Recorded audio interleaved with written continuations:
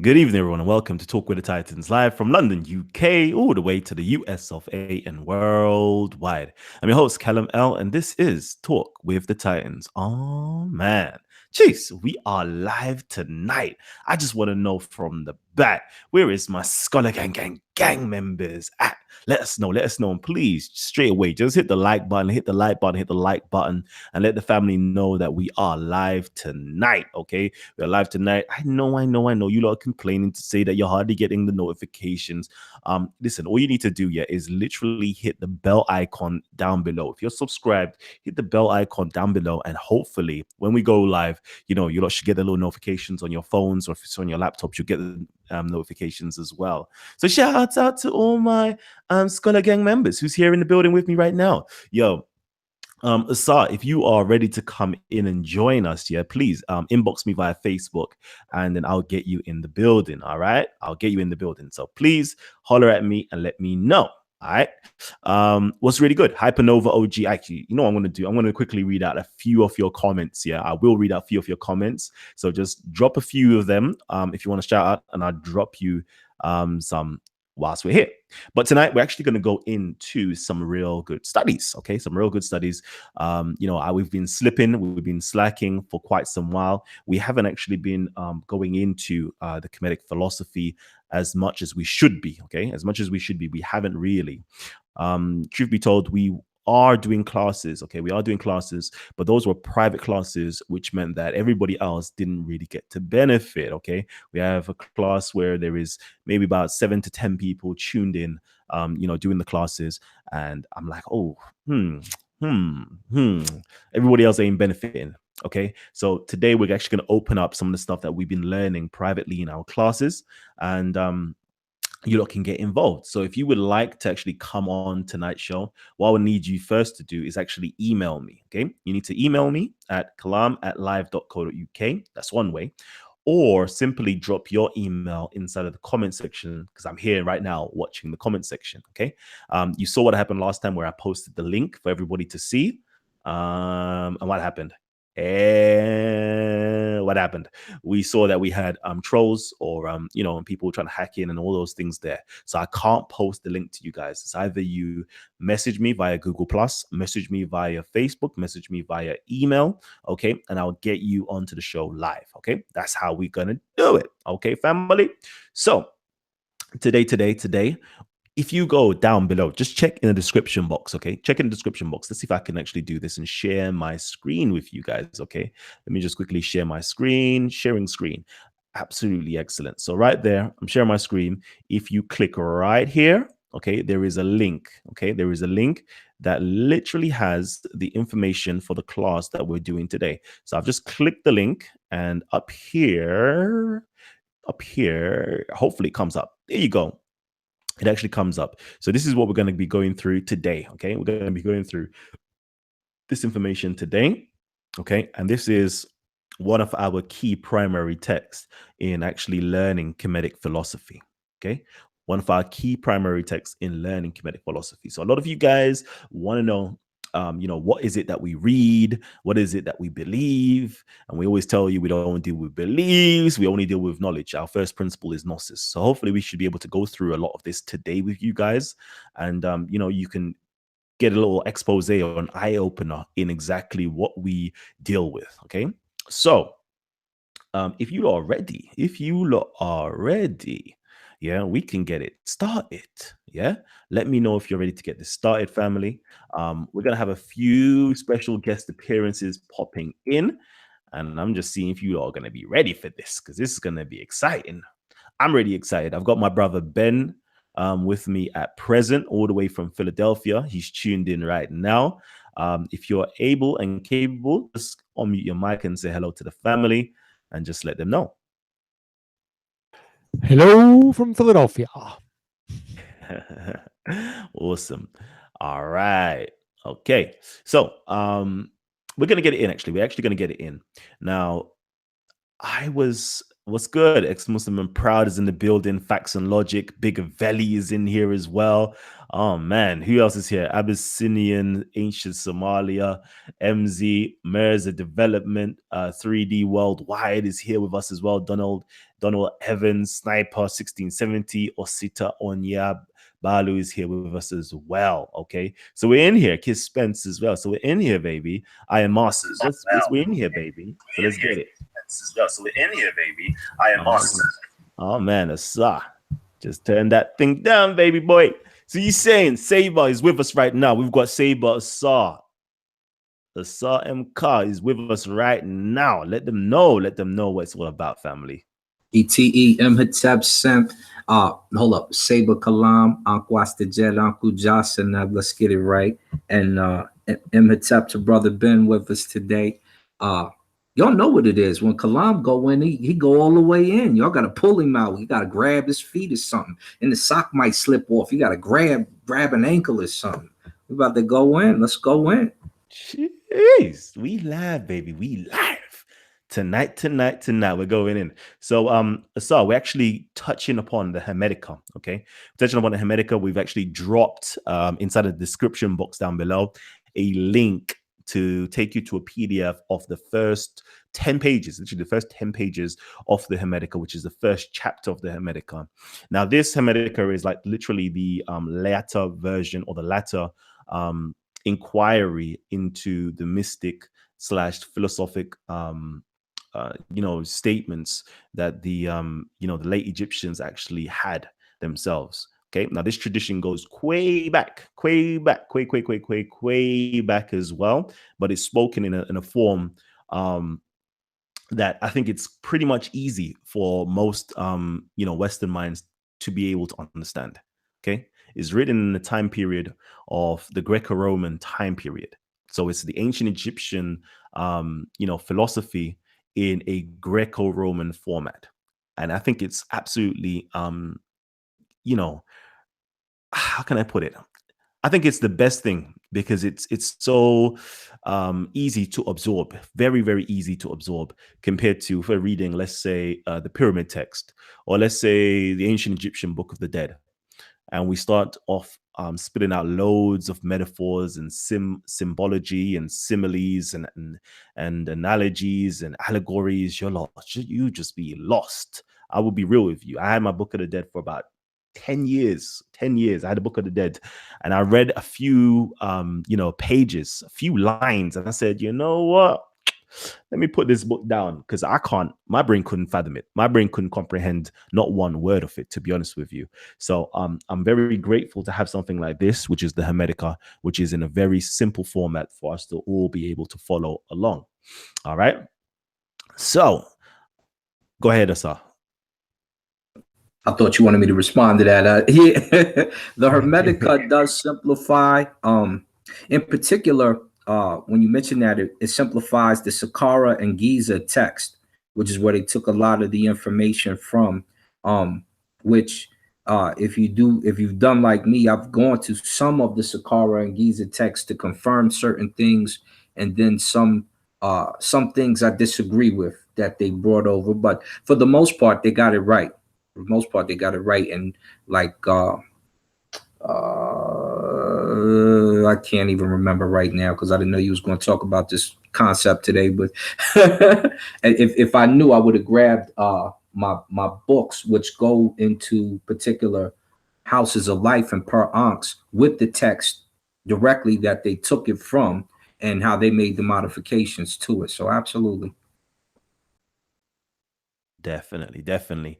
Now today as well, I was even more so actually inspired to do this show. Real quickly, just letting you guys know, family, you know what, this thing here, I got the sheer Blade Runner, this video here, is hot property, absolutely hot property, but unfortunately, this thing has been saying this for the last 6 hours, the last 6 hours, or even more, where I've been trying to upload this video with the sheer Blade Runner versus that Wahhabi Ahmed Ali. Like, you lot have a treat coming, but somehow, like, something is just stopping this from actually uploading. So hopefully, I'll be able to solve this problem by tomorrow. and we'll get this video up for you. Okay. But yeah, you know what? I was actually, looking at this video here. Yeah. Shouts out to Imran. Yeah. Shouts out to, Dawaman. Actually, I was actually having a good look at this video here, and it's called The Intellect versus Sunnah Manhaj Mondays. Okay. I like the brother. I like the way he, presents information. I think we can learn a lot from a lot of these, people. I always do. I call this market research, to be honest with you. And I love the way he explains things. But in here, I saw certain things that I said, yay, yikes, absolute yikes to. All right. And I was having a conversation as well. I was having a conversation at Speaker's Corner. Okay. And the conversation literally, I had about 3 of these conversations, and they were like, Callum, all you need to do is just submit. Okay. This is kind of what Dowerman was saying in his video as well. Just submit to whatever the the scholars are saying, submit to whatever the hadiths are saying, and your life will be so much easier. Just submit, be a good slave and obey. This is what Dowerman is saying in his video as well. Like, put your intellect aside. Callum, you're just too deep. Okay. You think a bit too deep. Okay. Like, stop thinking and just accept. And I'm like, yeah. Like, yeah. I have to do that, man, because boy, like, that's a madness to me. That's an absolute madness. That people could think or allow themselves to be fooled and tricked into saying, stop thinking, don't think, simply accept whatever I have to say. Just submit to whatever I have to say.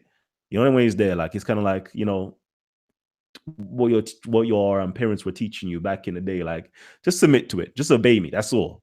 You're asking the why questions and they don't have no answers, but you just got to submit to them. And you're like, okay, I'm submitting. But after I reach a certain age, where you're not the boss over me, I ain't submitting again. Trust me on that, because you ain't got the answers, Sway.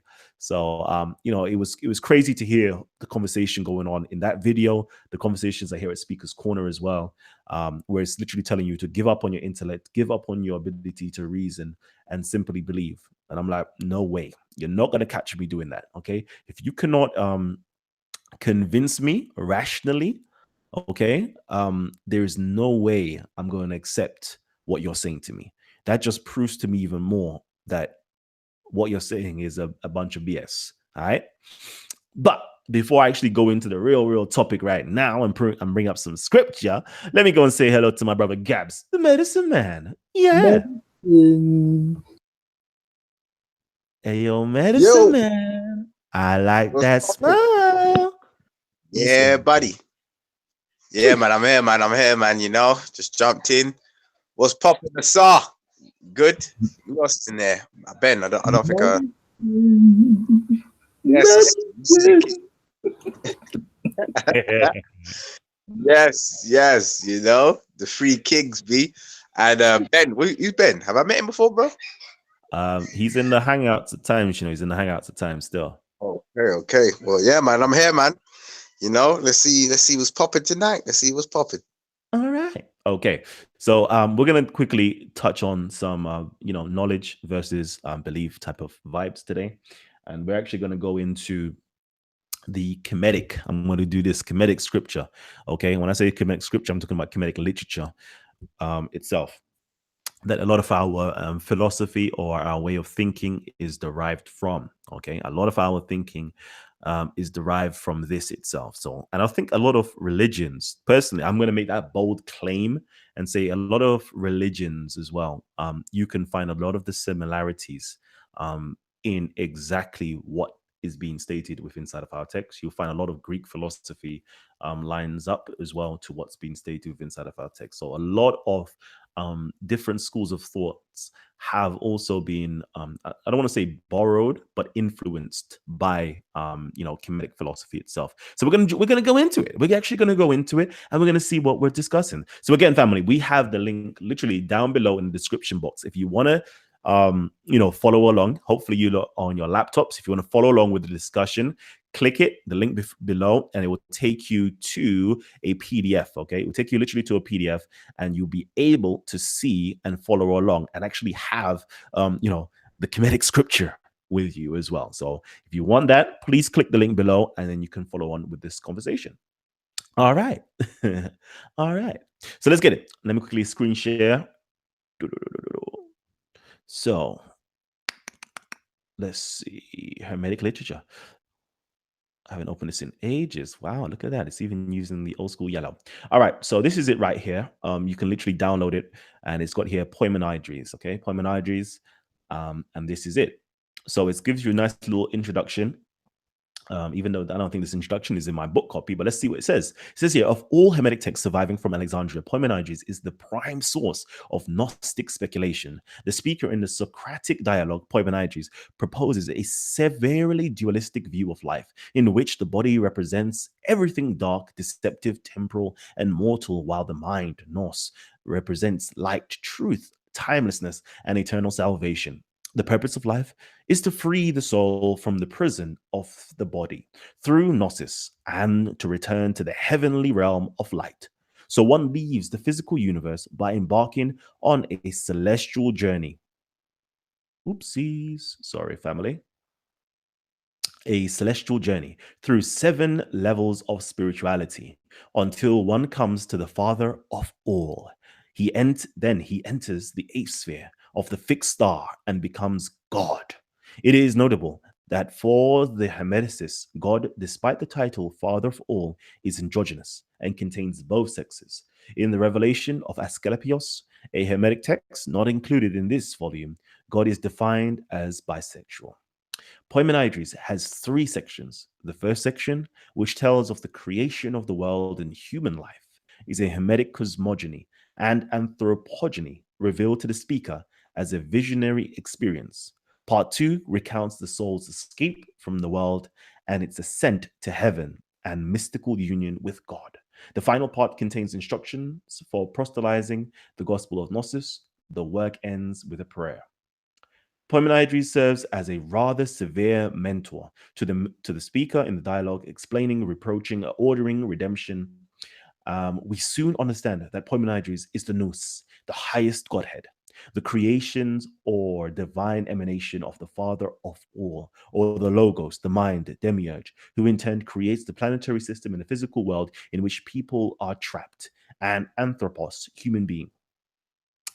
The human appears in God's image since it is an androgynous generative principle and contains a divine soul, a spark of light. In Poimenides, we have perhaps the earliest full and detailed instructions in the mystical experience of darkness and purification from matter, ascent to the light, an entry into a oneness with God. This map of spiritual ecstasy was to be imitated or reproduced in other forms in innumerable works thereafter. Dun, dun, dun. I love that. I love that bit here, you know. This map of spiritual ecstasy. Okay, so this is actually we're going to be touching on this. Okay, we're actually going to be touching on this. Stop share screening. All right, so this is what we're going to be touching on.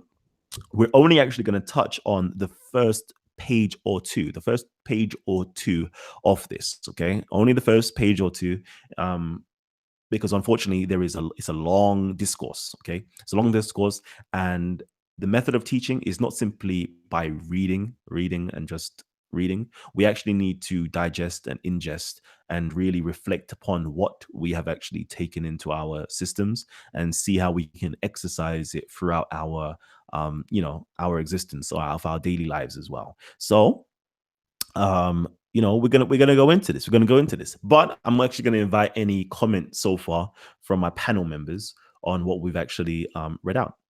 Is there anything that anybody wants to comment on? Man, what is it? Stella of Nebra. You are Amen, the Lord of the silent, who comes at the cry of the poor. When I call to you in distress, you come to rescue me. Give breath to him who is wretched. Rescue me from bondage. You are Amen Ra, Lord of thieves, who rescues him who is in the duat.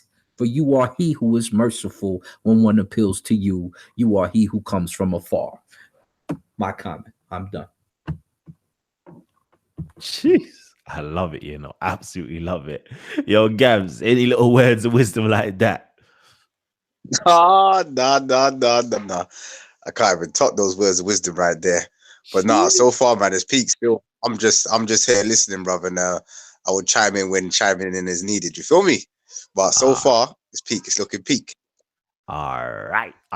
So let's get it, man. Let's get it. You know, we're actually gonna delve again. I'm telling you, we're delving into this. Okay. So, family, if you actually like to hit the like button, if you've joined us right now and you haven't already hit the like button, hit the like button, baby. Hit the like button. Make sure you drop your comments. If you want to actually have your say or ask a question, just simply tag Titans TV. Okay, and we'll do our best to look through the comment section and read it out as well. So if you actually want to come onto the panel as well, all you have to do is literally inbox me somehow or drop your email address and I will get you on here as well. All right. So let's get into this. Okay. We're actually going into, I'm going to make it spooky and religious and mystical. We're now finally going into the much alluded to, the much hidden, the much concealed Kemetic scriptures. Oh, man.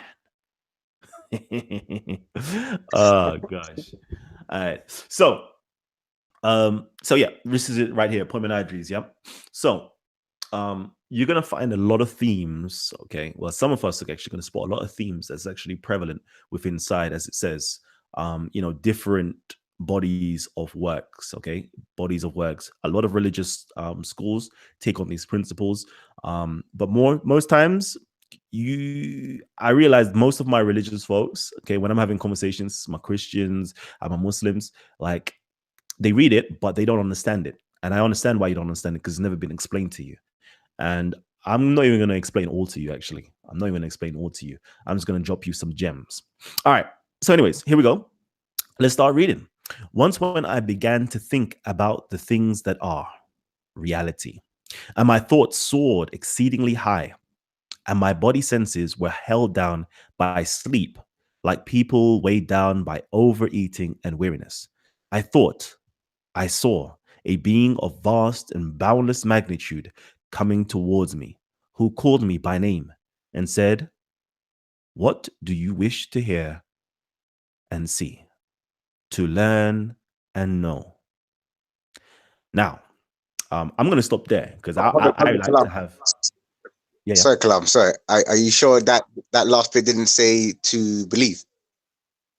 Oh, no. I'm pretty sure it says here, no, you know. Oh, no. Maybe you might be mistaken. It might be belief. Nah.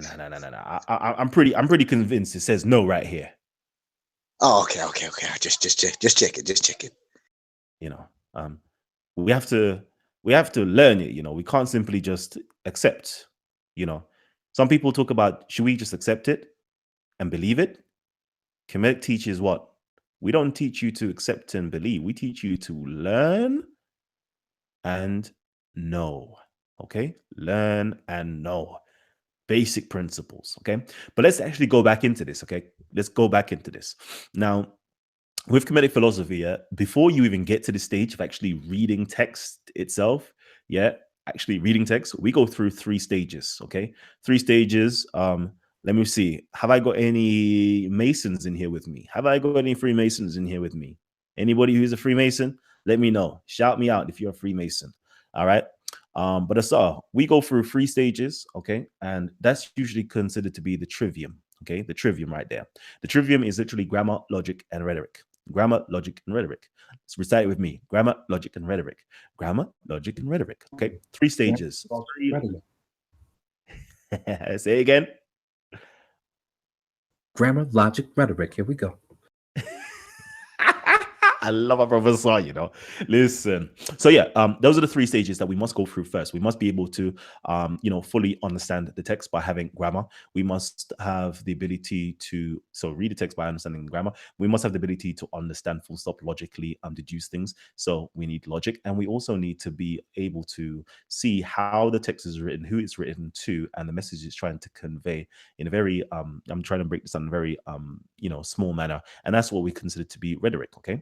Or the ability to articulate or orate in a very convincing manner. All right. Let's see. I'm seeing Robert Parrish. All right. Salute to you, my brother. Salute to you. Yo. All right, so let's get back into this. Okay, let's actually get back into this. So before you even jump into these texts, you have to be ready. You actually have to be ready to be in a state to learn. Most people jump in it without actually going through the due course of studies, but you have to be well educated before actually jumping into these things. Otherwise, most of it will jump way over your head. Okay, and you need to be able to put down certain things. You now must be ready, to put away. What's that? There's a nice quote in the Bible, like when I was younger, like I did childish things. You dig what I'm saying? But as now I'm older, I put away those things because I'm a man. So right about now, let's go into this and see what we have to put away. When I began to think about things that are, things that are in Kemetic understanding, this is we're talking about here our reality. Okay. So this person was now ready to really perceive reality. Okay. This was the time this person was able to think about reality. They wasn't thinking about fantasies. They wasn't thinking about beliefs. They wasn't thinking about nonsense. They were ready to actually apprehend reality. And my thoughts soared exceedingly high. Okay. My thoughts soared exceedingly high, and my bodily senses were held down by sleep, like people weighed down by overeating and weariness. I wonder.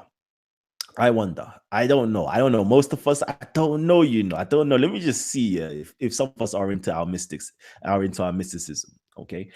What time period, or not even what time period, what state, what do we usually do to get ourselves into that state of mind where our bodies are falling asleep and our minds are completely alert? Does anybody know that state that we go into? And go ahead. They call it why can I think? Like a trance, but I know the word or the words you're looking for, and it's slipping my mind. Never mind. It was on the tip of my tongue. Now I can't even. I thought you was gonna come with that type situation. I can't remember. Go ahead, Gabs. Yo, yeah. You say wouldn't it be like meditation? There you go. It'd be meditation. But you know what I was expecting to start to say? I was expecting to start to say it was time. This is the time that we go into the duat. You know, when Assad just drops the real Kemetic science. I was expecting them far out ones. I'm like, yo, Assad, take time, G. Take time, my boy. Hey, yo. What you say, Assad? Man, that's what it is, actually. I mean, when you think about it, and we used to do this in the field when we were younger. We used to go outside when all the stars, right, like the Sirius usually pops up first in the sky. And then the rest, which is, you can start to make the body of a set. And then here comes the rest of the stars next to her on the right, which formulate a Sar, the 3 stars that formulate his crown, etc., etc. And then the duat formulates right under him, or Winnefer or Unefer, the rabbit comes right under him, and you can see the duat. And then we used to talk to us, about 10 of us. We would sit out there and we would talk about our dreams. We would talk about life, and we would reflect a lot. So absolutely. Jeez. All right, so let's get back into this, okay? So more time, you see that a lot of because in Kemet, every single one of us here are supposed to be, as the good Bible teaches us that the Israelites were meant to be, a nation of priests and prophets. Okay, a nations of priests and prophets. Now in Kemet, we have the same principle. I think we call it the Hermetica, and we also have the Wa'ab. Okay, but in literally nowadays, that's literally saying that some of us will become masters. Okay, some of us will be scientists, and some of us will have PhDs. Okay, or doctorates. We're talking on that level. It's education. It's nothing to do with spookism. It's nothing to do with that, but it's to do with actual education and coming to a state of realization inside of yourself. So, but anyways, okay. So a lot of the times you'll find that a lot of your prophets and priests will have this meditative experience, okay, where their bodily senses were held down and their mind or their thoughts were able to soar high, okay. And this is usually when you're able to now Say, I'm ready to put aside false things, and I'm ready to come into reality. So for example, we spoke about this, that it's written and recorded that the ancient Egyptians or the Sabians in Arabia came up with the idea of la ilaha illallah. We remember we briefly discussed this. Okay, it's the negation of false idols. Okay, or things that have no grounding in reality. Once you're able to say la to that and negate it, and you're now ready to come into the true reality and affirm existence and true reality, your mind will be able to soar to a high heights. Your body will now go into a into a receptive mode. And then what would happen next? Okay, what would happen next? I thought I saw a being of vast and boundless magnitude coming towards me. Hmm. Okay. Now, a lot of you lot may have heard certain encounters where, as soon as these prophets and priests now enter into this state, they now witness these angelic beings or beings of boundless possibilities coming towards them. This is what happens to us. Okay. And we're utilizing a lot of metaphors here, but we're going to jump into this. Who called me by name and said, "What do you wish to hear and see? What do you wish to be conscious of? What do you wish to learn about? And what do you wish to know?" Okay. And it says here, "Who are you?" I said, "I am Poimenides."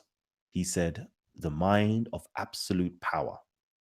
Real quickly, the word Poimenides, okay, from the Kemetic language itself is actually pa, which means the, oima, which literally means, or eme, literally means knowledge, okay, or to know something.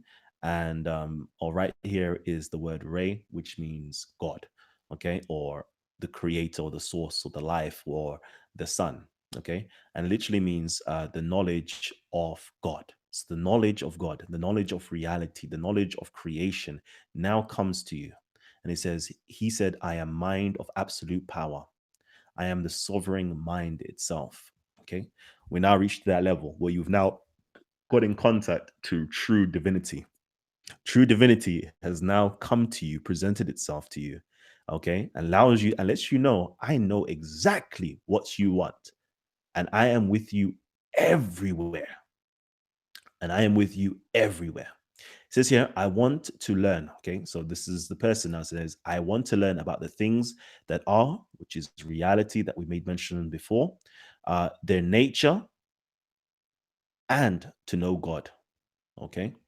Now, let me just quickly check. That's not quite the same as my copy. My copy actually states, "I wish to learn about the things that are, to understand their nature, and to know God." Actually, no, it is the same. Near enough. And it also says here, "How much I want to hear." No, does it say that here? I replied, "How I want to hear." Okay, let me actually read from this rather than then thinking about my book. You know, when you memorize a book and then you're reading another translation, it's like, that's not the same. But anyways, he said, "Keep in mind what you wish to learn, and I will teach you." Okay, so keep in mind what you wish to learn, and I will teach you. Does anybody want to make any mention or say anything so far? Let me know, No, fam. no, no, no. Let me I'm good. know. I'm good. All right. All right. Deep, So again, deep, once you get deep and moist, then we'll start to we'll add a little more spit. We'll add some Tefnut to it. Ooh-wee. All right. So again, let me quickly say, the beast on the street says, "Time TV, did anyone before them say la ilaha illallah?" Not that I'm aware of. That I'm aware of. Okay, so let me keep on track. Again, if you actually do want my attention, literally just tag Titans TV and post your questions up. Okay, tag Titans TV, post your questions up. That way, it's actually highlighted in orange for me. Okay, it's highlighted in orange for me, so I will be able to zoom my eyes straight into it if you want to contact me. All right, let me just quickly share my screen. So as you see up here, you see the beast on the streets. He's got it right there, so I can see him and I know what he's asking me. Everybody else, it's just like noise to me. Okay, so let's go back into this. Okay, so over here, we have our principle called gnosis. Okay, do you remember our principle of gnosis? And we have three things that we wish to know. Who remembers those three things that we wish to know? It says here, we wish to know. Let me see. Let's see. Who knows it? Let me ask the audience first. What are the three things? Okay, what are the three things? Both in Egypt and in Greece, there was three principles or three things that we wish to know. Know thyself. Come on, let's see if anybody else can finish it off. Know thyself, know the mysteries of the universe, and you will know God. Okay. Know thyself, know the mysteries of the universe, and you will know God. Right there. All right. Okay. So let's get back into this. I see you asking some questions, but I'm going to continue. So right here, we literally have the very first principles of that. Indeed, it says here, I want to learn about the things that are, their nature, and to know God. Okay. No, I want to learn about the things that are, i.e., thyself, and also the universe, and then to know God. It's actually encapsulated literally here in the very first lines itself of the Hermetica itself. Okay, Poimenides. And it says here, he said, keep in mind what you wish to learn, and I will teach you. Okay. Keep in mind of what you wish to learn, and I will teach you. Now, over here, we're actually going to go into a visionary state. We're going to go into a visionary state, which means that in visions, it's not something that is literal. And I remember I was trying to drive this home quite a lot of the time. We've had this conversation when we discuss in the Bible. I always like to try to drive home that visions, okay, visions are not something that's literal, but something that's perceived in the mind, okay? And it's usually symbolic to tell you a greater truth. So over here it says here, with these words, he changed his form, and in a flash, everything opened before me, okay? In a flash, everything opened before me, and I saw an unbounded vista. All was light, a soothing and happy light. Okay. And I gazed, and as I gazed, I was entranced. But soon a stark and terrifying darkness descended gradually like a coiled snake. And I saw the darkness turn into a watery substance, unspeakably agitated, giving off smoke as from fire, emanating an indescribable sound of lamentation. And after that, an inarticulate cry like the voice of fire. Out of the light, a holy word descended upon the watery substance. And I thought this word, the voice of light, an unmingled fire leapt out of the watery substance and soared upward. The fire was quick and violent, and the air being light followed the breath as it rose from earth and water to the fire, so that the breath seemed suspended from the fire, but the earth and water remained intermingled, and the earth could not be seen apart from the water. All these elements were kept in audible motion by the breath of the word hovering above them. Whew. Whew. Whew. Whew.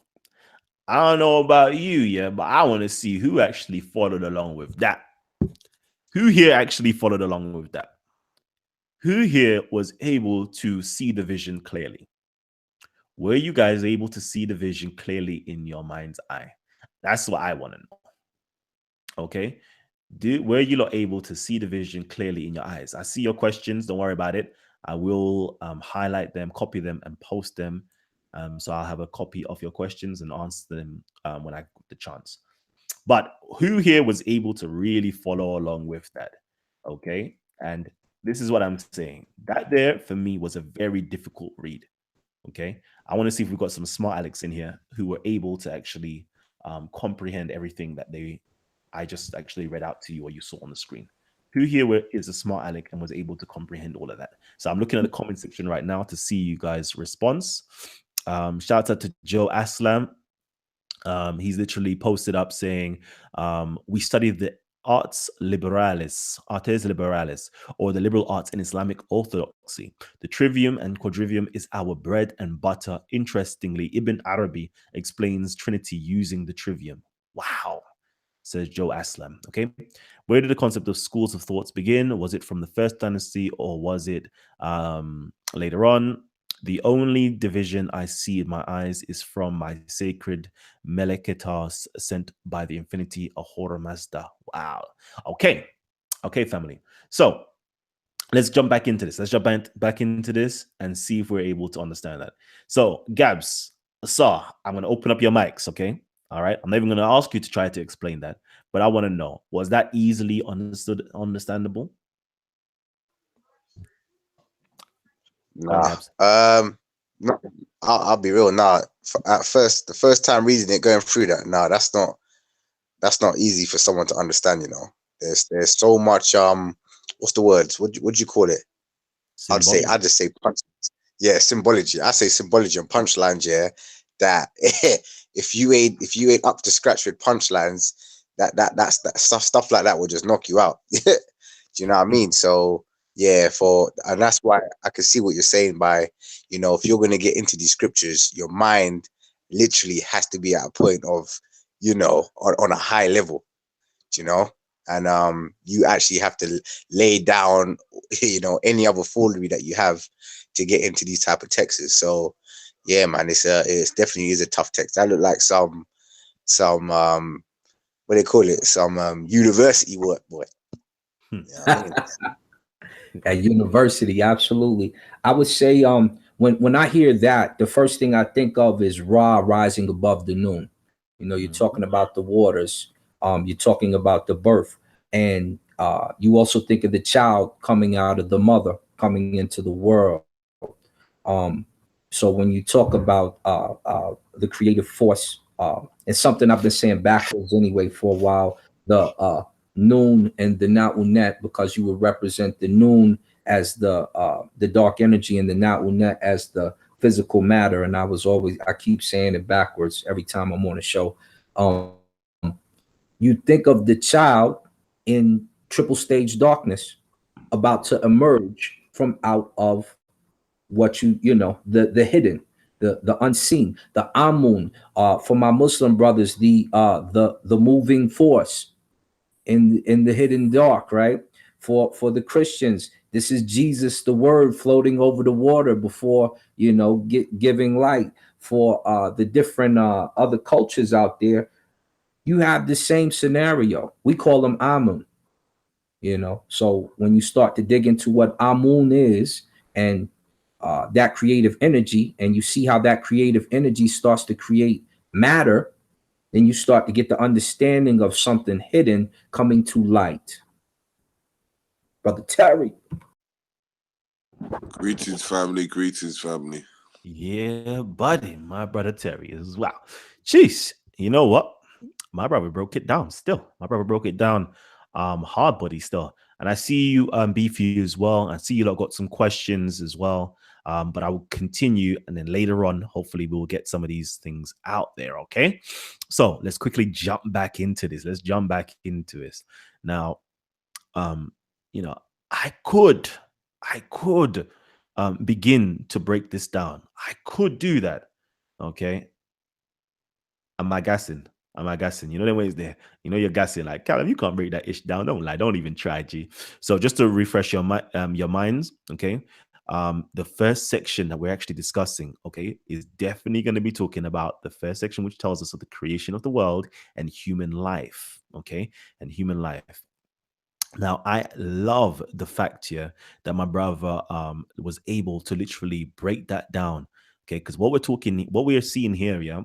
I usually talk to you guys and say, you know, there is literally three principles that's going on. Three principles. Anytime you're hearing, you know, Kemetic stuff, there is a synthesis of three things going on. There's a synthesis of three things going on. All right. The first thing you usually hear is the mythology, the story. Okay. All of this here is like a mythology or story telling you things, you know, telling a story, but has very profound divine truths in it. The second level after that is usually talking about the cosmos. Okay. The cosmos. And then after that, okay, the cosmos is literally the universe, the suns, the stars, etc., etc., etc., the you know, etc., etc. And the third one is usually to do with human beings and how it relates to you. Okay. Now we have a concept about there are three divine principles which are all one.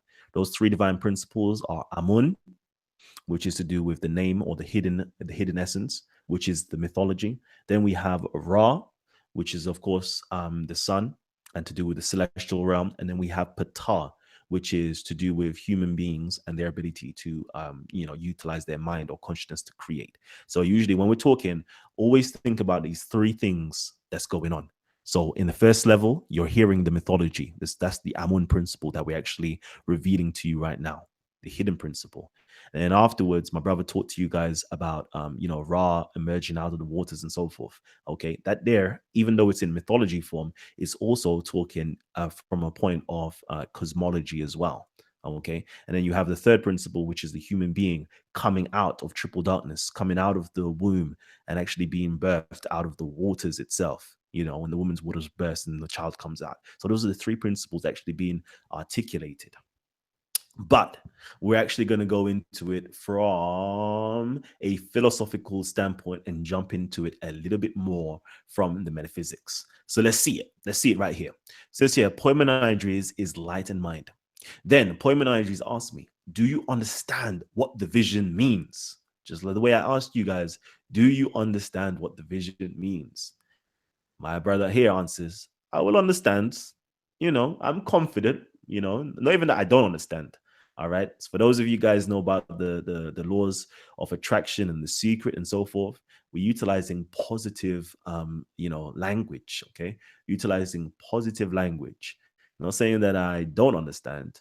I will understand. I love that. I love that right there. He says here, I am the light, he said, and I am the mind, the first God, who existed before the watery substance appeared out of darkness, and the luminous word that issued from mind is the Son of God. Sounding a lot like Christianity right about now, right? In what way? In what way? Understand that understand that what sees and hears inside you is the word of the Lord, its son. But the mind is God the Father. And they are not divided one from the other, and for they are united by life. The third principle right here, light and life. Thank you, I said. Let's give thanks. But think about the light and understand it. Okay, so let's think about the light right now. Let's actually think about the light. Should we go into anything further? No, I think that's a good place to actually stop. That's a good place to stop. And let's think about it. Let's actually think about it. Let's see. Who's here with me right now? Okay. So yes, family, again, if you lot would like to, get into contact, all you have to do is tag Titans TV, drop your comments. If you'd like to come on as well, just drop your email address or inbox me via email or via Google Plus and so forth. And I will definitely try to get you into the mix. All right. So I'm going to open it up right now. So we've just read that. What are we understanding? Let us know, family. Let us know. Whoever wants to open up their mics first. Don't be shy. Don't be shy. Everybody's shy right now. All right, fine. So if you were all being shy, let me actually go back into this real quickly and see what it's saying, okay? Let's see what it's saying. Poimenides asked me, do you understand what the vision means? I said, I will understand. I said, I am. So Poimenides is speaking. Remember, Poimenides literally is the knowledge of God. He is the sovereign mind itself. And he says here, I am the light, okay? I am the light, he said. And I am the mind, okay? I am the mind, the first God who existed before the watery substance appeared out of the darkness, and the luminous word, what that issued from the mind is the Son of God. In what way? Understand what sees and hears inside you is the word of the Lord, its Son. But the mind is God the Father, and they are not divided one from the other, for they are united by life. Thank you, I said. But think about the light and understand it. So let's now think about the light. Let's think about the Father. Let's think about the mind, the very first God. Okay? Can we think about the very first God? and what it is.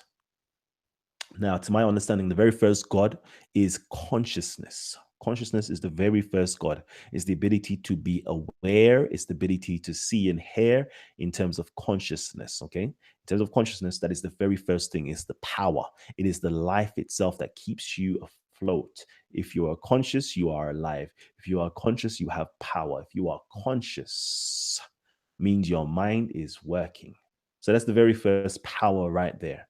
The second power that has been spoken about is called the Son of God. Okay, the Son of God, which is another light that comes out, which talks about it being a word. Okay, another light, a holy word. Okay, the word here that's been utilized for word is logos. Do we have it here? Logos. Yeah, which we do have it here. Perfect. Wow. So we have it right here. We have the term logos, which is being it's been spoken about right here. It's your ability, yet again, for those of us who speak Arabic, okay, it's the kalam. It is the ability to philosophize, it's the ability to reason, it's the ability to articulate yourself and announce things via your mouth, i.e., your reasoning faculty, your discourse faculty. All right, the word itself. All right, so that is the byproduct of the mind, of consciousness. The unchanging uncaused cause is consciousness. Then which emanates out of the uncaused cause, which is the sun itself, or which is a replica or the image of the uncaused cause, which is the logos itself. The mind now produces the logos, the ability, the second part. Now remember, mind now thinks forth the Son of God, or mind now thinks forth the logos. Thinking is only a linear act, okay? Thinking is literally a linear act. Boop, one way only. Boop, one way only. But now that you have the ability to reasoning literally comes from ratio, okay? Which means you're able to put two or more things together and you're able to, kind of balance it out. So it's the ability now to reason. Linear versus circular motion, reasoning right here. The logos is now in full form. I'm not even going to talk about the pneumia, which is spoken about here. Pneumia is spirit or breath. Where does it speaks about it? Let me just quickly see. I don't even know. Come on, man. I'm wasting time. Where you guys going to come in and drop some knowledge, please, family? Come on, drop in. Come in and drop some knowledge. Hello, bro. There you go. Kalam. Yeah. Can you hear me yet? Nah, do you know what? I just went to a search because, bruv, I'm not even gonna lie. When you was reading that, that's why I just had to quickly get my other phone and just do a search quickly. Hold on a sec, boy, hold on. Because you know how my brain works, bruv. When I hear things, my brain starts tweaking. You know, my spidey senses start tingling. But do you know what came into my mind? You know, when you was reading that, this is from the Bible, yeah. Mm-hmm. Genesis came into my mind because I thought of, so this is Genesis 1 verse 2, yeah, and it says, and the earth was without form and void, and darkness was upon the face of the deep, and the Spirit of God moved upon the face of the waters. And God said, let there be light, and there was light. And God saw that the light was good, and God divided the light from the darkness. Now, reading what you were just reading, yeah, about the light.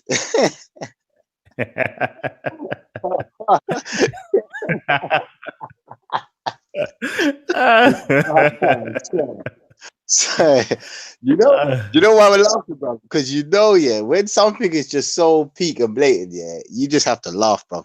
Because I'm not gonna lie, that's what clicked with me. I was thinking, Rod, what's this light? Because I think I've had this topic with my mum, like, what was this first light? Do people really explain what this first light is? I don't know if they have a breakdown of what this first light was at the beginning, where God's saying, let there be light, because, later on, it goes into the breakdown of, the lesser light to rule the day and, the stars and that. But we know it's dealing with the celestial stars and, everything in the universe. So, brother, I'm not going to lie. This just came straight into my mind and I thought, let me just throw that in. I know we probably got Christians out there. They might think, oh yeah, that's true. Yeah, it sounds kind of familiar. So I was just going to wait and see what you think. You know what? Yeah, most Christians won't be able to break this down. I wonder if they are able to break this down. Or should I help? Should I help? And say that ancient Christians, I believe, I'm going to utilize the word believe because I haven't done an in-depth study to say I can prove it. But I believe that they kind of understood this still. I think they understood this because if you go into their Trinity, their doctrine of the Trinity, I believe this is in, is it the Nicene Creed? Which one is it again? I can't remember which creed it was or which council that took place. Let me see, because I know I've got this written down here real quickly. Can I zoom in? There you go. So in here, it says here, we believe in one God, the Father, the Almighty, maker of the heaven and earth, of all that is seen and unseen. And we believe in one Lord, Jesus Christ, the only begotten Son of God, eternally begotten of the Father, light from light, true God from true God, begotten, not made, of one being with the Father. Through him, all things were made. So I think quite possibly what you're talking about there with the light, and as we're seeing over here, the light coming from the light, out of the light, a holy word. It could possibly be this is the second element of the Trinity, i.e., the Logos being born. Could possibly be that. Let there be light. I don't know. I'm just speculating right now. I don't know. But it seems quite. They hugging each other practically. It seems quite united in some sense. So it's curious. What was that? Well, can you go back to the Pomenidus, the bit we just read? Yeah, because I'm just looking at Genesis because it's funny you said that because I remember you said the very first thing that appeared was you said was the consciousness, innit? It was consciousness that was there, that was birth, that was the first true God, which is funny because when I look at the Genesis, when it says in the beginning, it says the Spirit of God was moving, was moving upon the waters. So that Spirit, we could say that represents the consciousness, innit? The Spirit. So the Spirit is the aware, like you said, being aware, the consciousness. And then after that, you say God said, "Let there be light." And I think on the Pomenidus, what was the second thing after the awareness that you read? In Pomenidus, hold on. I'm muted. No, I'm not muted. Excellent. Okay. Division and creation. Okay, with these change form, flashing. What are substance out of the light? So, what is? Ask the question again. So, what was? Hold on, I'm trying to see. The bit when you got to the light. I think it was near the end. The bit about the light. So out of the light, a holy word descended upon the watery substance. And I thought this word, the voice of light, and unmingled fire leapt out of the watery substance and soared upward. The fire was quick and violent, and the air being light followed the breath as it rose from the earth and water to the fire, so that the breath seemed suspended from the fire, but the earth and water remained intermingled, and the earth could not be seen apart from the water. All these elements were kept in audible motion by the breath of the word hovering above them.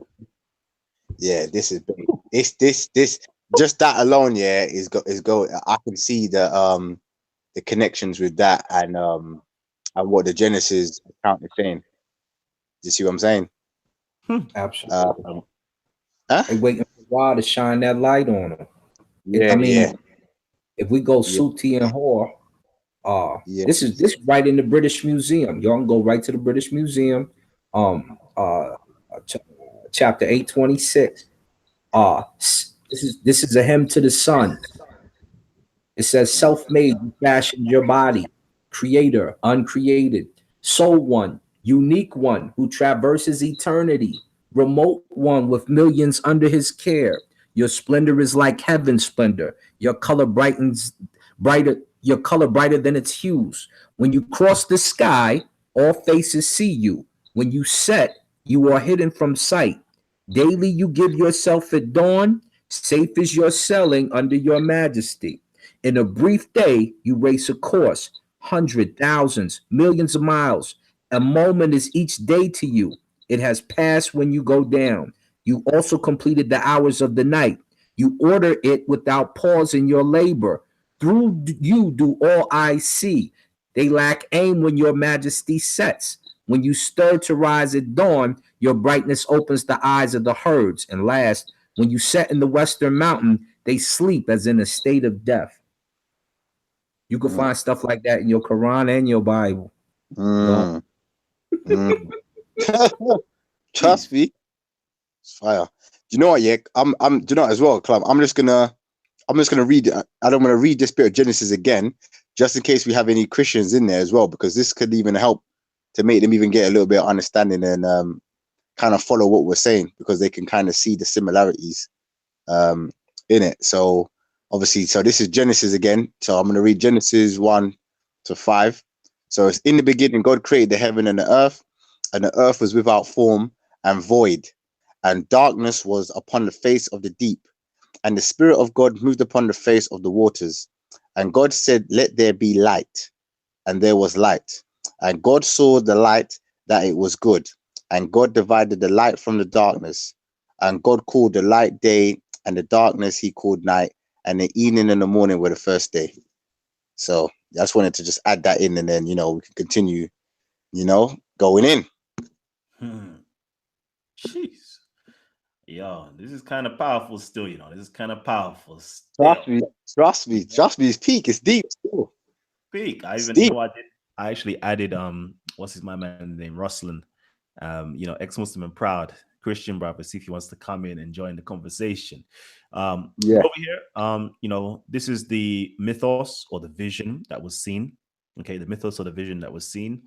And this kind of here is the explanation, or a brief explanation of what is actually seen in the vision above. Okay, it says here, I am the light, he said, I am the mind.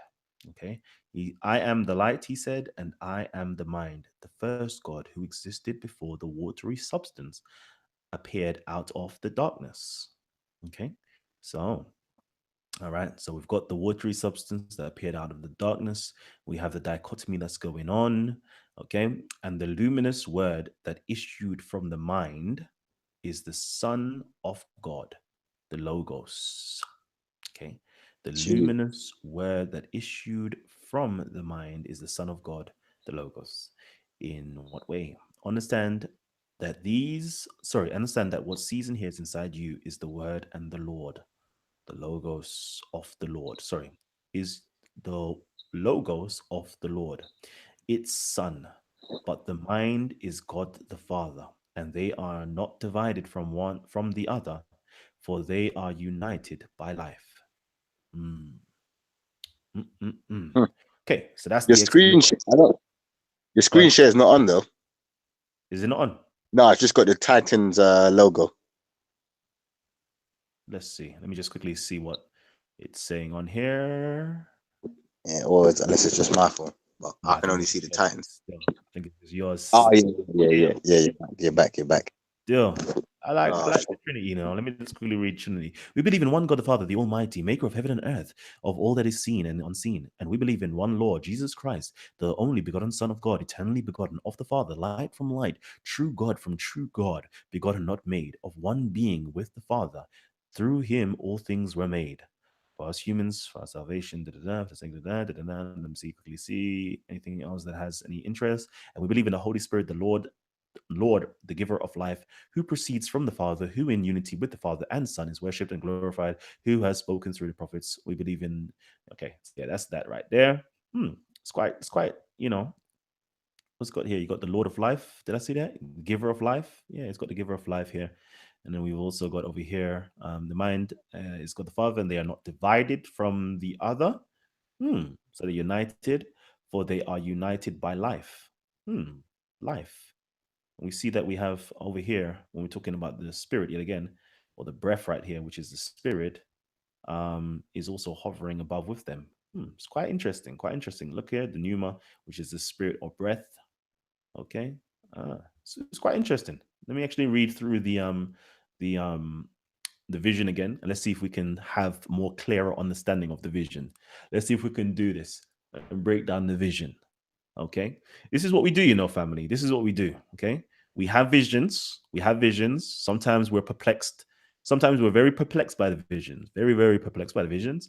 And then we seek. What do we seek? We seek to learn more. We seek to understand a bit more. And we seek to have knowledge, to know. All right.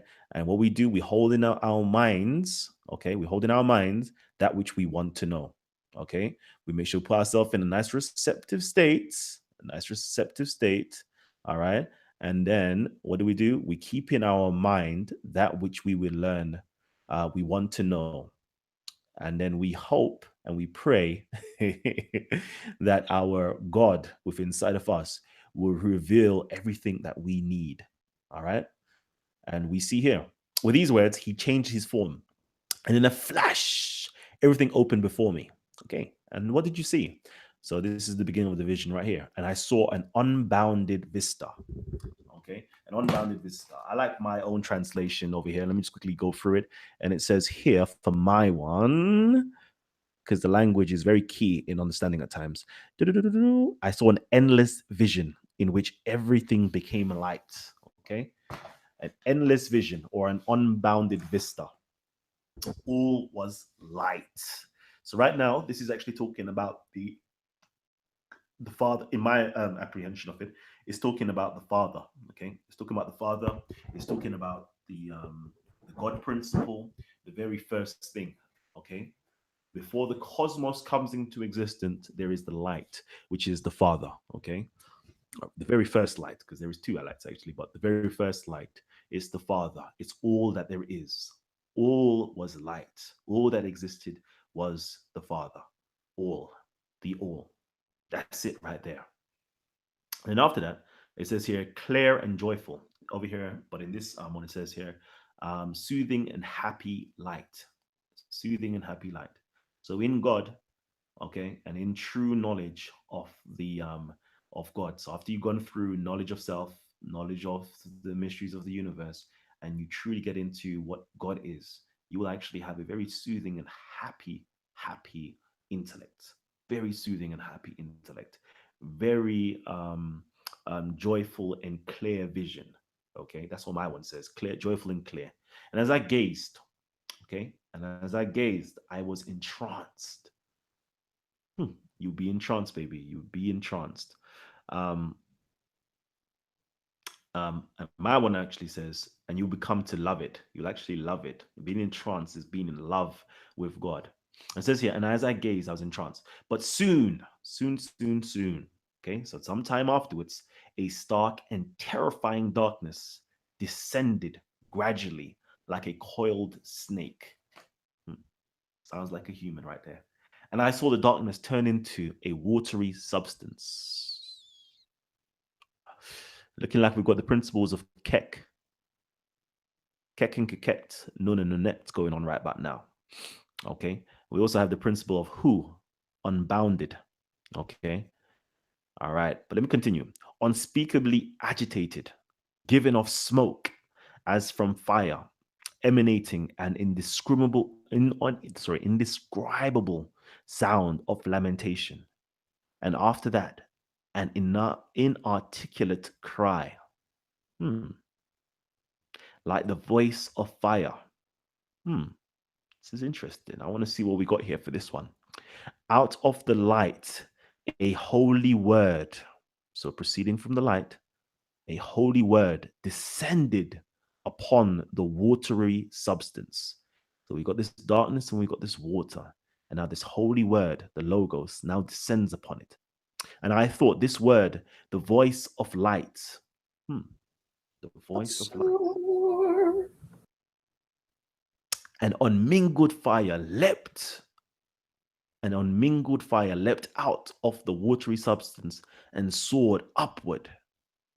The fire was quick and violent, and the air being light followed the breath or the spirit as it rose from the earth and water to the fire, so that the breath seemed suspended from the fire, but the earth and water remained intermingled. Starting to sound like that black mud and clay right there. and the earth could not be seen apart from the water. All these elements were kept in audible motion by the breath of the word hovering above them. The spirit of the word hovering above them. It's interesting. Very interesting. That's very deep. I would liken it to, and this is when you get you got to go deeper into your studies, which a lot of people do not. When they talk about Geb, they talk about him being the upper crust of the earth. And they also talk about before he becomes the earth and leaves the earth as his inheritance to Asar, that he's a particular part of the crust. When you talk about Set, he's the darker part of the crust, which also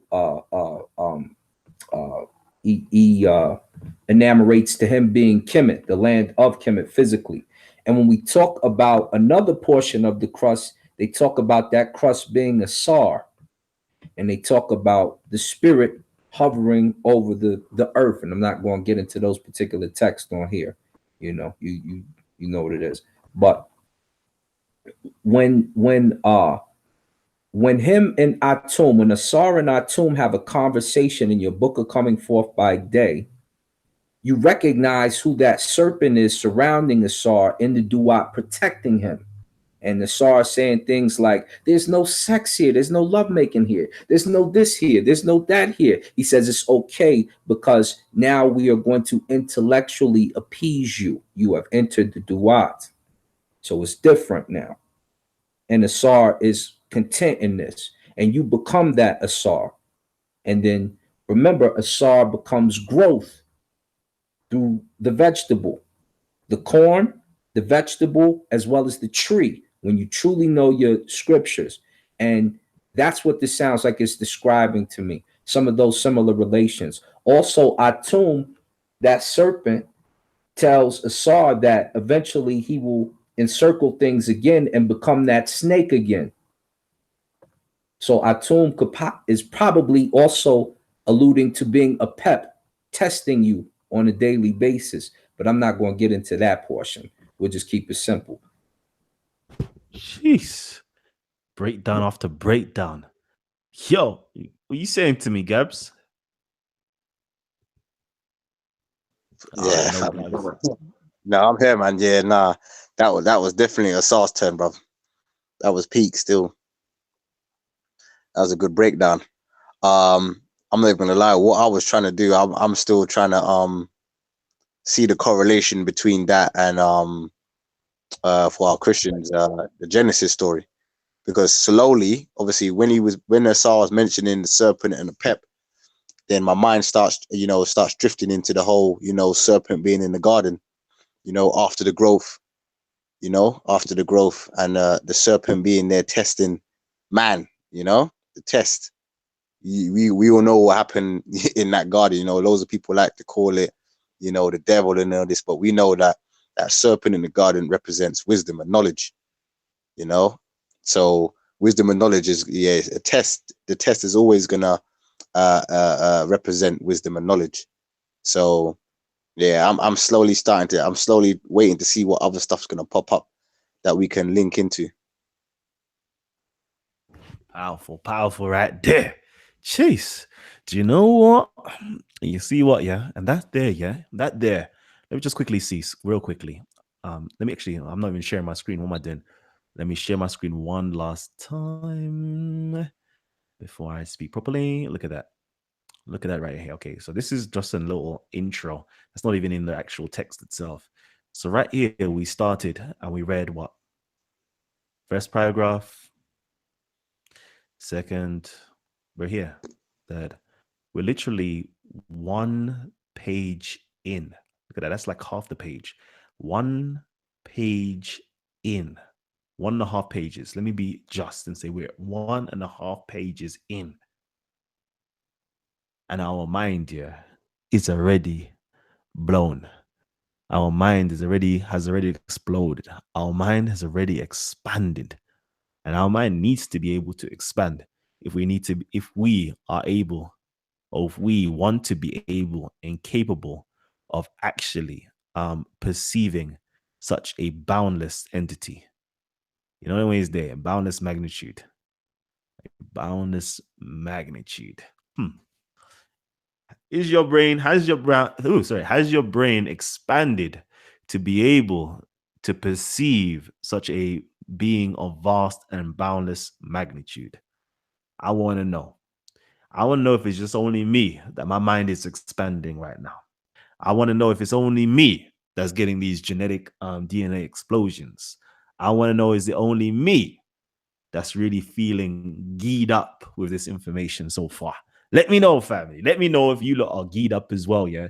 And this right here, okay, is the basics, the absolute basics, yeah, of Kemetic philosophy. And when I say basics, yeah, you hear when Asar is speaking, right? You lot do hear when Asar is speaking. He's speaking straight ancient Kemetic philosophy. He's not speaking, modern or Greco-Roman period time of ancient Egyptian or ancient Kemetic philosophy. He's speaking way back, yeah, and that's losing you. And imagine this right here is on the next level. Oh man. So let's see. What you saying, family? Did you have something to say? Qualo, baby. We could. Wait. People, and while you guys are listening, because I hear people kind of they in the chat talking about Bantu language. When you go back and you actually study, this is when you start to see the Kamiya. This is when you start to see the scientific elements of ancient Kemet. When you really understand what you're reading, you understand the symbolism, and there's about 307.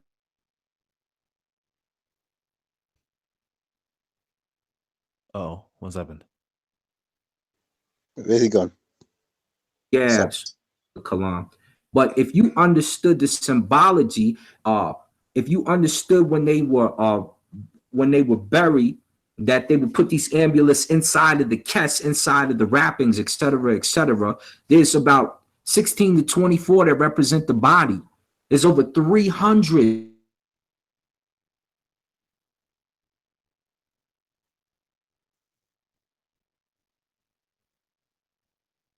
That's me. And Ra, souls of Ra explain.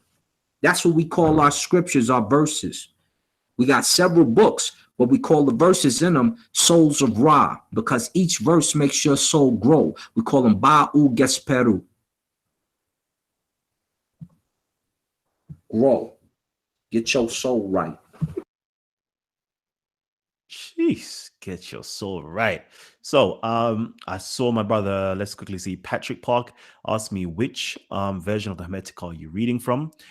Personally, this is my own version of the Hermetica right here. Okay, absolutely brilliant book. Okay, so I don't know if it's showing you. There you go. There you go, right there. And it's called the Greek Corpus Hermeticum and the Latin Asclepius in a New English translation with notes and introduction by Brian P.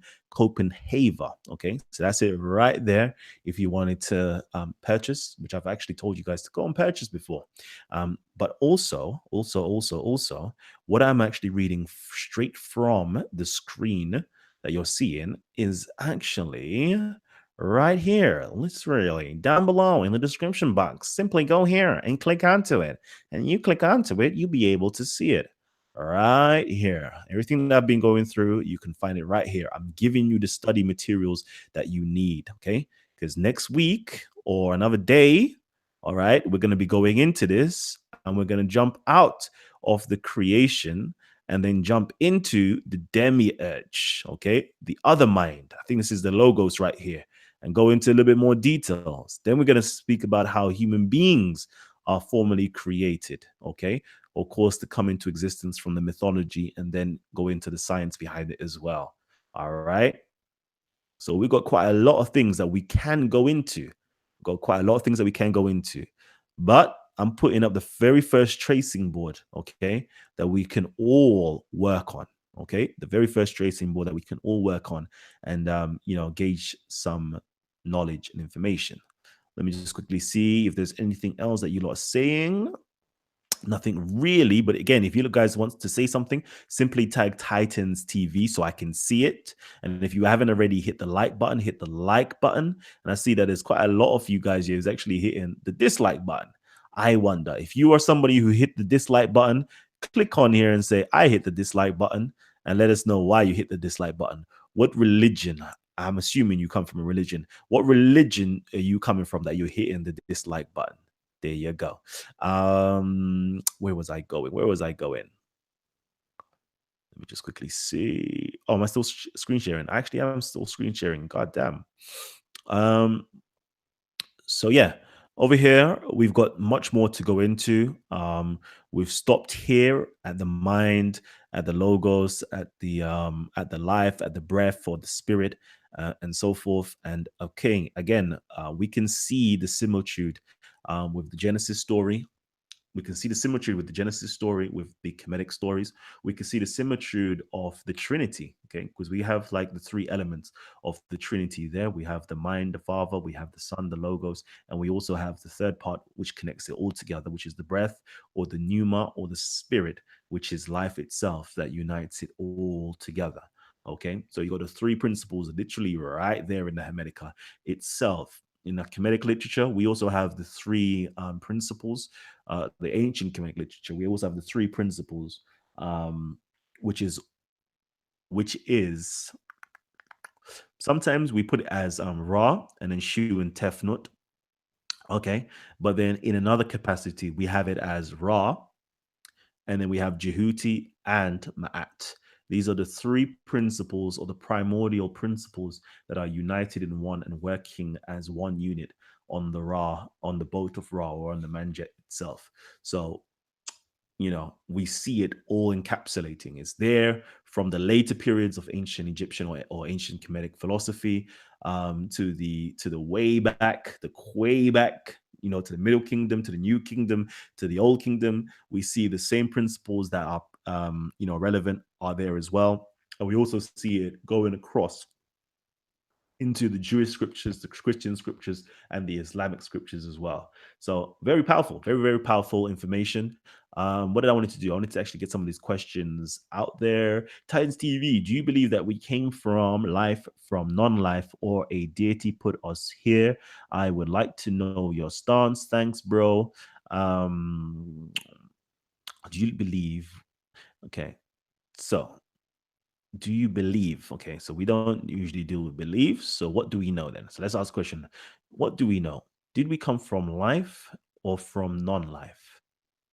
As far as I know, we came from life. Okay, from life. I came from life personally. I came from my mother's womb and from my father's nutsacks.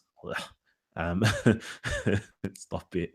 All right. And then also when we're coming from our Kemetic principles, yet again, we've clearly shown you that we have the principle of life, which was there or pre-existing as well. So, we came from life, or a deity put us here. No deity as in the sense of a deity like that put us here. But if you're talking about the principles, i.e. life and light and all these other things here, yes, those things did put us here. I would like to know your stance. So that's my stance. Assad, did you have anything to say?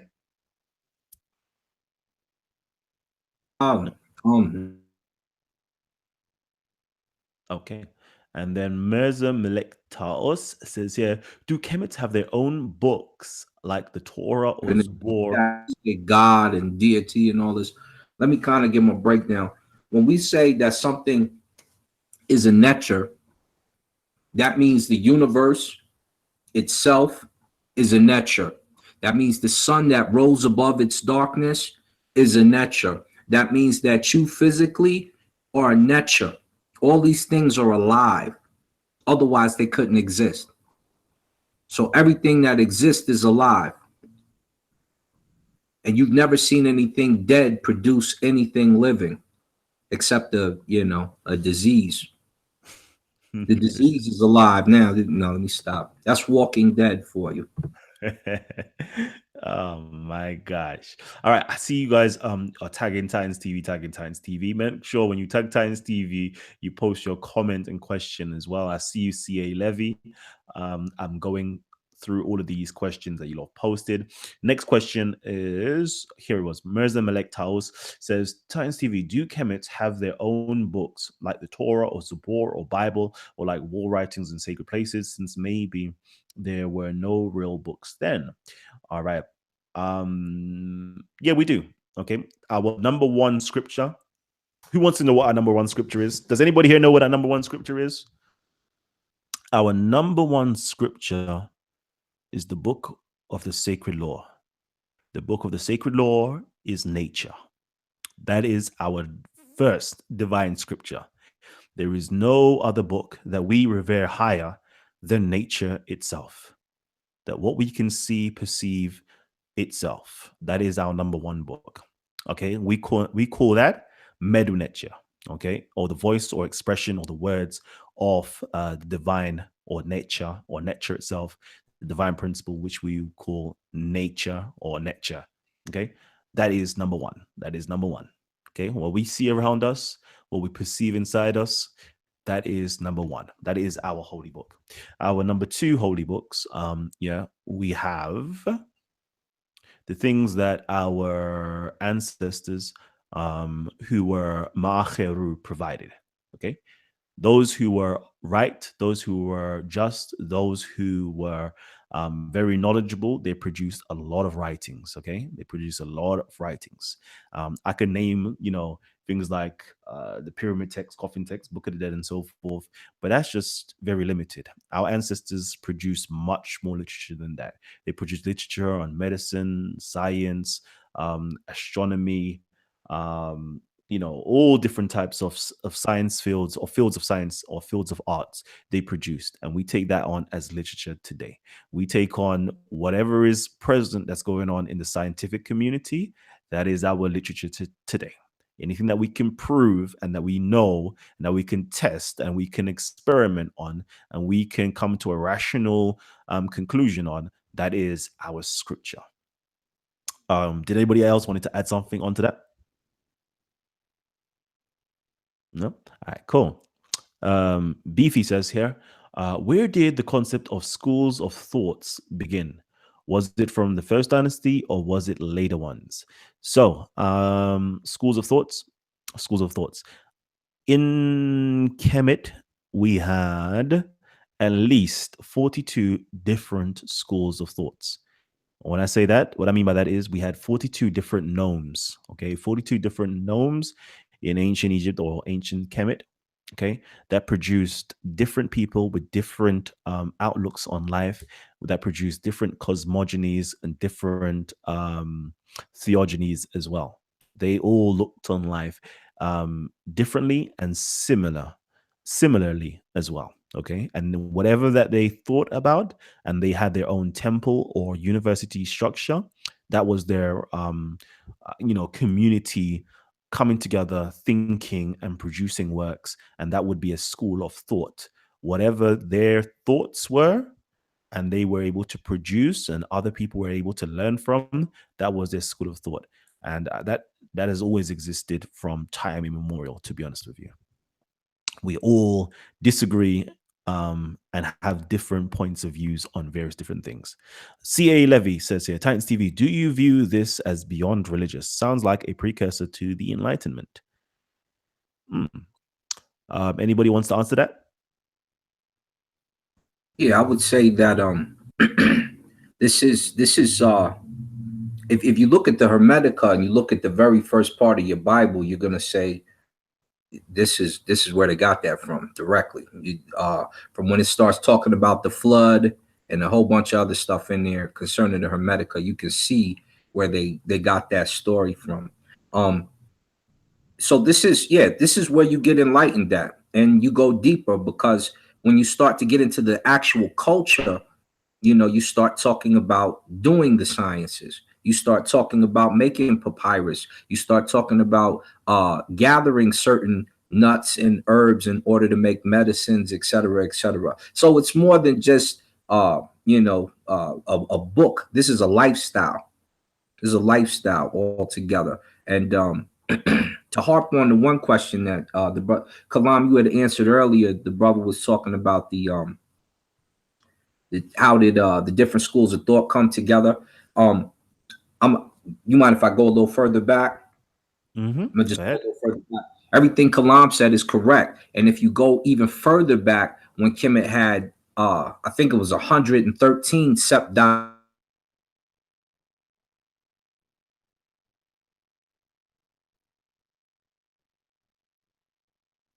Yo, a star. Every time you're about to drop that heat, yeah, your mic cuts out, every time.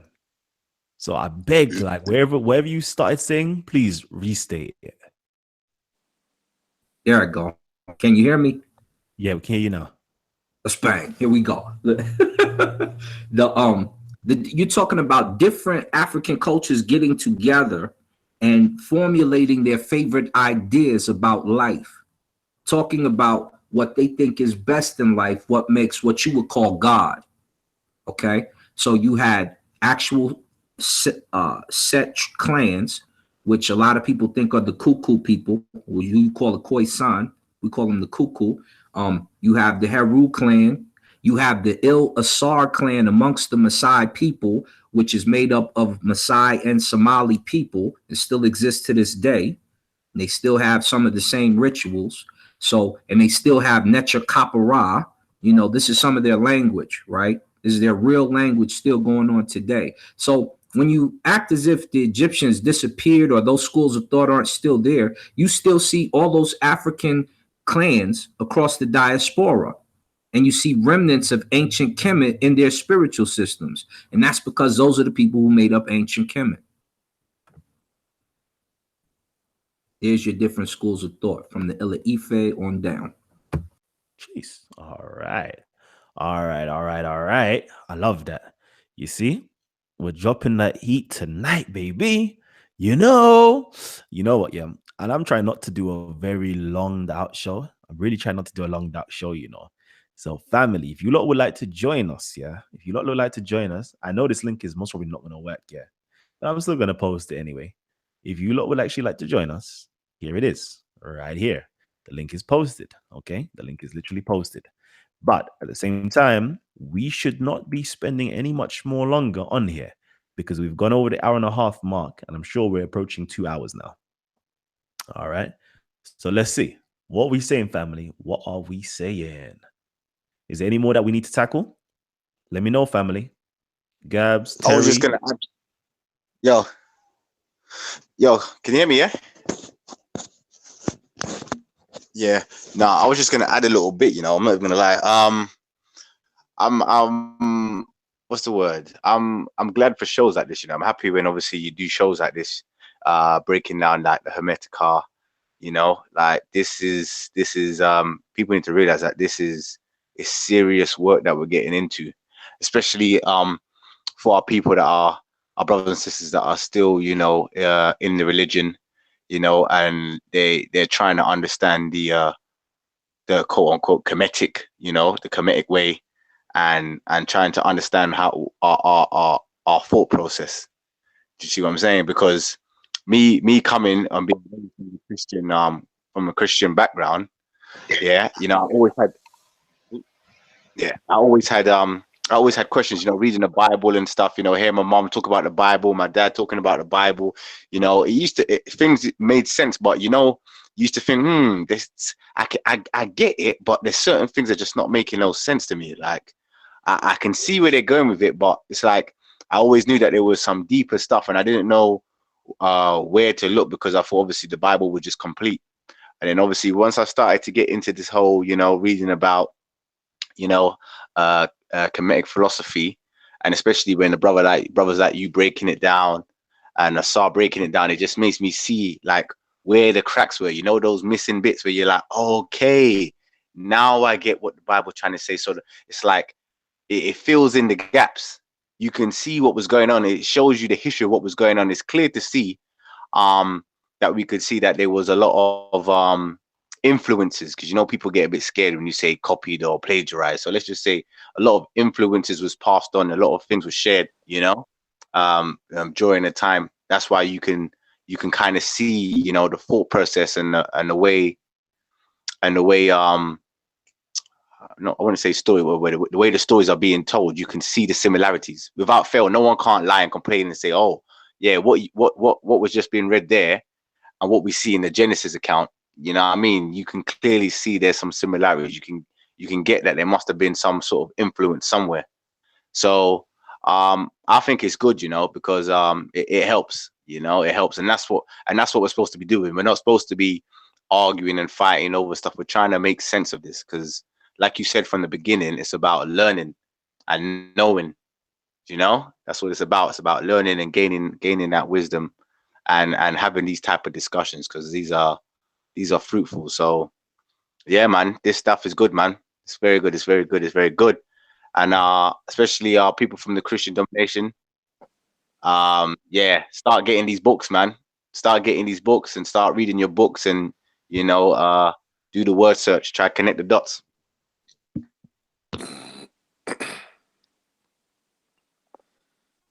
Go on, Terry. Did you have something to say? Oh, nah, just saying, good show. At the end of the day, you know, we have to take our minds away from landmass concepts or other stuff and look into the work that is being preceded to you lot out there, because a lot of people will get a bit confused here and there. But the information, when you strip a lot of things behind the scenes and you look at it carefully, you get a much more better understanding. And this is what critical thinking is about. A lot of people that are try to dismiss because they always box themselves into a situation to understand. So, as I said, it's something that we have to learn from, and you have to learn from everybody's information to be able to build themselves. But at the same time, as I'm looking for donations. Because, you know, it's coming closer and we've got this thing and we need to give Kalam this award. And I'm asking people to donate to the UK USA GoFundMe page. So just go to GoFundMe /UK USA GoFundMe. Donate so we can get Kalam and give Kalam his award as quick as possible for the 7th of July in New York. Oh man. All right. So, you know,